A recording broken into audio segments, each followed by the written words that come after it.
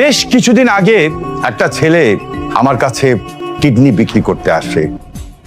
বাধ্য হয়ে তার অপারেশনটা করায়। ছেলেটা ভীষণ অভাবী ছিল, অভাবে পড়ে আসলে ছেলেটা কিডনি বিক্রি করেছিল।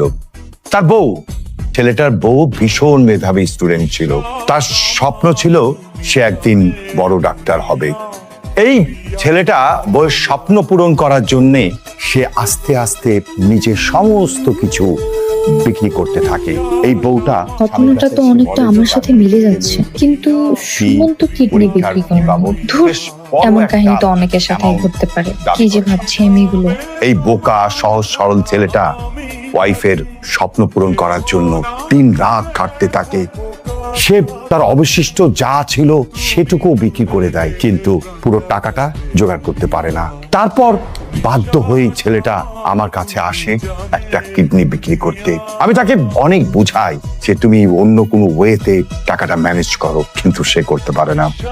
তারপর এদিকে এই বউটা স্বামীকে রেখে সে আরেকটা ছেলেতে আসক্ত হয়ে পড়ে।